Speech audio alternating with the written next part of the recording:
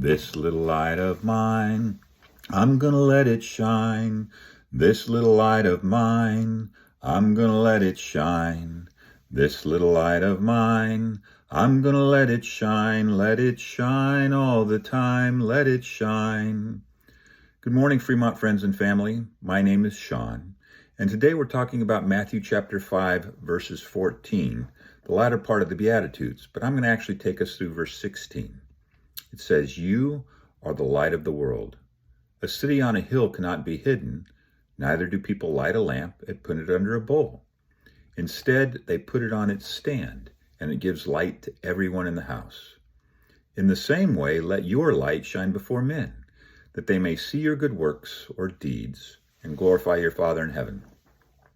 Remember singing that song, "This Little Light of Mine," when you were a kid? It's a great reminder of this verse that we've just read. You might remember the next verse is, "Hide it under a bushel. No, I'm going to let it shine." And then the last one is, "Don't let the devil poof it out. I'm going to let it shine." As Jesus is speaking to his disciples here, talking about being light, there's context. The title "Light of the World" was frequently used to describe a source of wisdom or goodness or holiness, and sometimes it was applied to specific rabbis or Jerusalem or the nation of Israel, and of course, God. In the book of Isaiah, chapter 49, verses 6, God says to the people of Israel, "I am going to make you a light unto the nations." In the New Testament, we learn in chapter 1 of the book of John that Jesus is the light of the world. In him was life, and that life was the light of men. The light shines in the darkness, but the darkness has not understood it. And then in John chapter 8, verses 12, Jesus proclaims he is the light of the world, and whoever follows him will never walk in darkness, but will have the light of life. And so now, with this context behind them, turning to his disciples, this ordinary group of men and women gathered in front of him who are used to these significant characters being referred to as light, Jesus says, "You are the light of the world. You who are on the right path, the poor in spirit, who mourn, the meek, who hunger and thirst for righteousness, who are merciful, you pure in heart, you peacemakers, you who will be persecuted because of me, you are the light of the world." Jesus doesn't say, "Hey, I want y'all to know, in a little bit, I'm going to pick some of you to be the light of the world." Or we're going to be taking applications or maybe have an essay contest, and we're going to see who is qualified to be the light of the world. You are.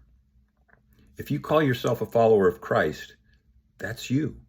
And you have a mission to brighten the place up, the whole house. Jesus then addresses our motivation, so that they can see your light, your good deeds, and tell you what a good person you are, so that you can feel good about yourself, have a gob of friends or a great job. All those may happen, but that's not our motivation here. Our good deeds, humbly performed, are to point those around us to God, so that they may ultimately praise our Father in heaven. What are good deeds? Jesus does not speak of the magnitude of those deeds or give any particular deeds any weight. There used to be a song I sung as a kid. I won't sing it for you now, but it was called "Brighten the Corner Where You Are." And some of the verses go, "Do not wait until some deed of greatness you may do. Do not wait to shed your light afar. To the many duties ever near you now be true. Brighten the corner where you are. Here for all your talent you may surely find a need. Here reflect the bright and morning star. Even from your humble hand the bread of life may feed. Brighten the corner where you are." Brothers and sisters, I think sometimes we spend too much time talking about how we aren't meeting the mark without then encouraging each other towards the mark. And while confession is central to our growth in Christ, the point is not to stay there, but to move towards what Christ has called us to be.